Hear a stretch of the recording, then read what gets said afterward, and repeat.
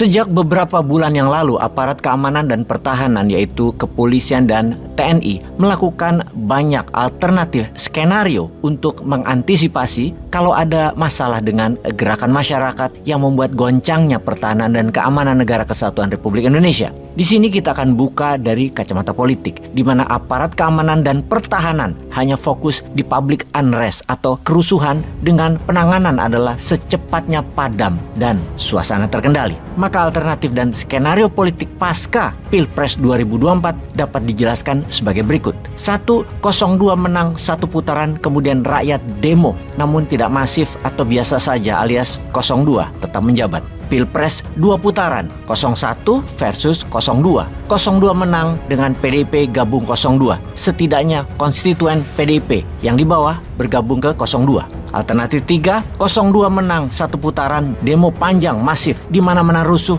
kemudian kerusuhan tersebut berhasil ditaklukkan dengan tangan besi militer dan polisi. Intinya 02 tetap berkuasa. Yang jadi pertanyaan, apa yang terjadi dengan Anies? Kemudian apa yang terjadi pada kelompok perubahan? Kita akan jelaskan satu persatu. Jika skenario 3 terjadi yaitu 02 menang satu putaran, secara instan demo panjang masif di mana-mana rusuh, kemudian kerusuhan tersebut berhasil ditaklukkan dengan tangan besi militer dan polisi, 02 tetap berkuasa. Kemungkinan besar 02 akan menawari Anies jabatan supaya mendamaikan suasana. Kemudian Nasdem, PKS, PKB ada di kabinet berkoalisi dengan partai berkuasa. Dan ini mengulang peristiwa 2019.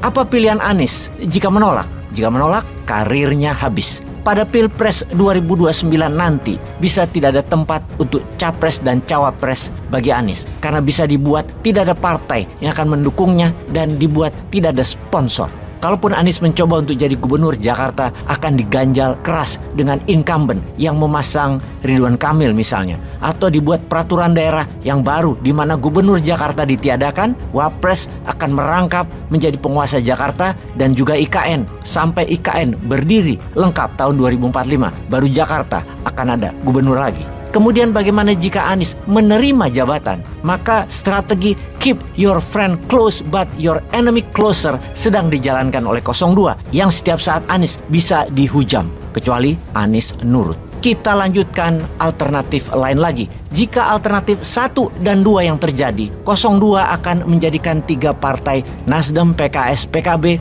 oposisi dan Anies dijaga agar tidak bersinar. Kemudian PDIP tetap dirangkul, dapat sedikit jatah masuk kabinet terutama Mbak Puan. Sekarang saat ini kita tahu tidak ada gerakan demo yang merusak secara spontan setelah hasil quick count kemarin. Jadi skenario 3 tidak terjadi. Tapi kita melihat di sosial media masih ramai berseliweran informasi akan perhitungan cepat dan ini masih membakar emosi pendukung paslon. Kali ini bukan lagi masalah keamanan, namun ini kembali ke masalah politik. Kembali ke tangan 02 kebijakannya. Kita boleh bertanya, ramainya saat ini yang hanya di sosmed dan WA, apakah ini skenario dari partai politik yang tujuannya membuat ramai di jagat sosial media atau rakyat pemilih 01 dan 03 yang memprotes Pilpres satu putaran? Kita tahu semua pihak menunggu keputusan KPU final yang terus diawasi oleh semua pihak. Akan adakah kelompok yang tidak puas lalu bergerak menimbulkan kerusuhan hingga eskalasi meningkat sampai demo berjilid-jilid ke lapangan, turun ke jalan?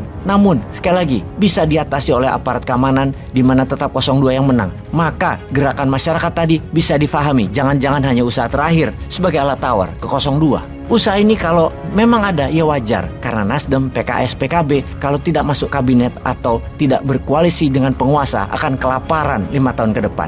PKS yang sangat keberatan setelah 10 tahun oposisi cukup lapar pastinya. Tapi kalau lihat dari potensinya, sepertinya para elit partai yang kalah tidak akan menggerakkan kekuatan pendukungnya untuk turun ke jalan menggunakan kekerasan dan memaksa perang saudara. Peluang itu tidak ada, semua sudah dewasa.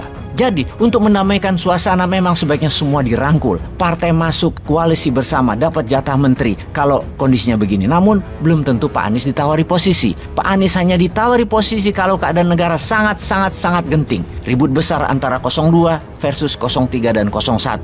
Baru posisi Anies ditawari. Yang menarik adalah PDIP. Ada 2 tarikan besar dalam langkah PDIP ke depan. Bergabung ke dalam koalisi pemerintahan atau jadi oposisi. Sesungguhnya respek 02 masih ada, terutama respect Pak Jokowi ke Ibu Mega karena masih ingin diadakan pertemuan yang ditengahi oleh Sultan Hamengkubuwono ke-10. Juga Pak Jokowi masih pegang kartu anggota PDIP. Memang saat ini PDIP yang jadi kikuk. Kemungkinan besar akan oposisi. Ibu Mega itu kuat lapar karena kalau gabung artinya menyerah pada Pak Jokowi. Tapi kalau dipikir-pikir, semua kejadian ini tidak akan terjadi seperti terpilihnya Gibran sebagai wakil presiden kalau Pak Ganjar mau jadi orang nomor 2 wakilnya Prabowo yang ternyata itu tidak disetujui Ibu Mega. Dan ada sebuah kemarahan yang muncul dalam dada Pak Jokowi untuk memenangkan 02 Prabowo Gibran adalah untuk menjawab perkataan Ibu Mega yang merendahkan presiden beberapa saat yang lalu yang menyebabkan Gibran jadi wapres dengan mengatakan Pak Jokowi itu ya ngono loh, mentang-mentang. Lah iya, padahal Pak Jokowi kalau nggak ada PDIP Perjuangan juga, kasihan dah.